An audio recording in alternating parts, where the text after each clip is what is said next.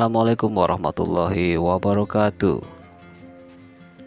Pagi itu cuaca sangat cerah, suasana pedesaan yang masih sangat asri dipenuhi dengan aneka suara burung berkicau di pagi hari. Waktu menunjukkan pukul 7 pagi, seorang pemuda yang berasal dari keluarga petani pagi ini akan pergi ke sekolah, di mana hari ini adalah pengumuman kelulusan sekolah. Semua siswa-siswi kelas 9 itu nampak cemas menunggu hasil yang akan disampaikan oleh wali kelas mereka. Singkat cerita, semua siswa dan siswi kelas 9 dinyatakan lulus. Mereka bersorak gembira, namun ada pula yang merasakan sedih karena semua teman sekelasnya harus berpisah. Hari-hari berlalu, acara perpisahan sampai penerimaan ijazah pun sudah selesai. Semua teman Parihi, ada yang bekerja di kota, ada pula yang melanjutkan ke jenjang pendidikan selanjutnya, yaitu ke perguruan tinggi. 1 bulan sudah Parihi lulus sekolah, tapi sepertinya Parihi tidak ada keinginan untuk bekerja di perusahaan atau di pabrik, apalagi untuk melanjutkan ke universitas. Sore itu, paman Parihi datang ke rumah sekedar untuk bertemu kakak kandungnya, yaitu ayahnya Parihi. Di akhir pembicaraan, paman bertanya pada Parihi, "Kamu mau nggak kalau ikut paman ke kota untuk membantu paman berdagang?" "Serius paman, saya mau," jawab Parihi. Pada akhirnya, setelah Parihi membuat kartu tanda penduduk, Parihi berangkat ke kota. Sesampainya di kota Jakarta, Parihi merasakan gersang, panas, dan sesak. Tapi Parihi tidak mengeluhkan keadaan itu kepada pamannya. Hari-hari berganti, setiap hari Parihi selalu membantu pamannya untuk berdagang. Parihi selalu mencoba memasak walaupun untuk dimakan dirinya sendiri, belum berani untuk memasak untuk para pelanggannya. "Kamu setiap hari harus mencoba memasak untuk kamu makan. Nanti setelah kamu rasa sudah enak masakan kamu boleh memasak untuk pelanggan," ujar paman menyemangati Parihi. Hari-hari berlalu, kini Parihi sudah pandai memasak dan berani menyajikan untuk para pelanggan.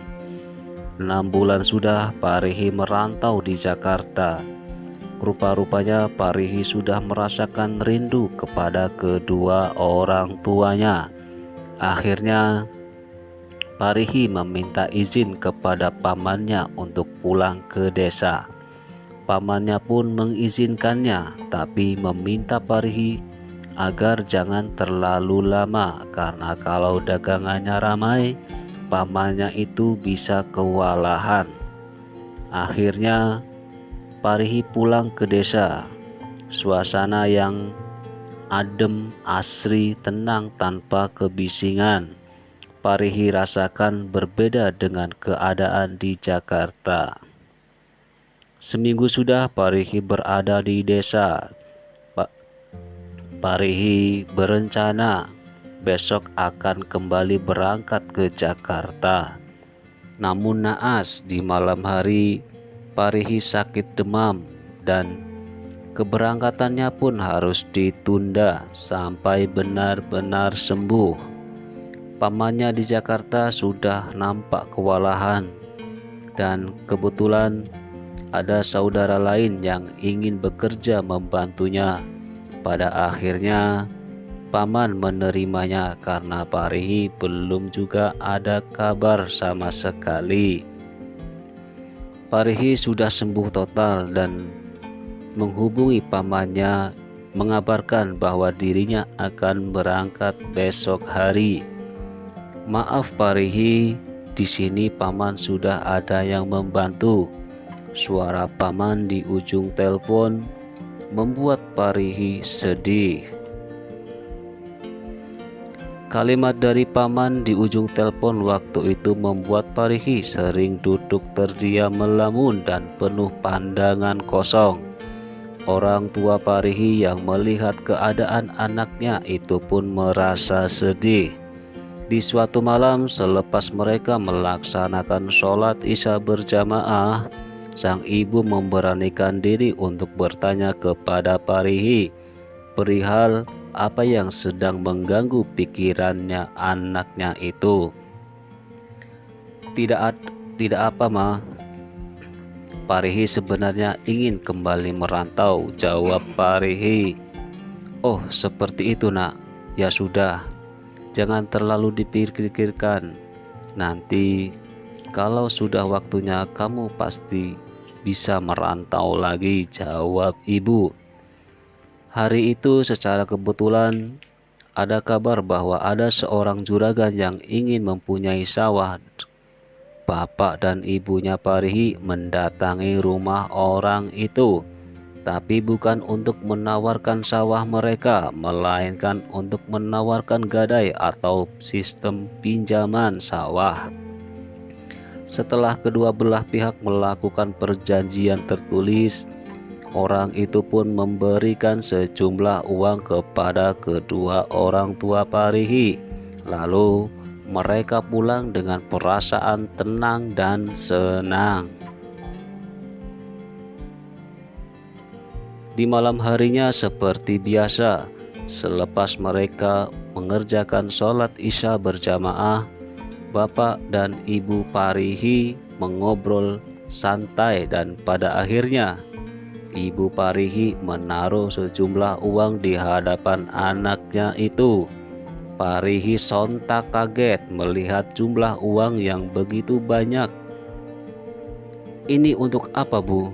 tanya Parihi. "Ini untuk kamu, modal untuk berdagang," jawab sang ibu. Kemudian dengan nada rendah sembari mendorong tumpukan uang itu ke arah ibunya, Parihi berkata, "Terima kasih Pak Bu, tapi ini sangat merepotkan Bapak dan Ibu tentunya."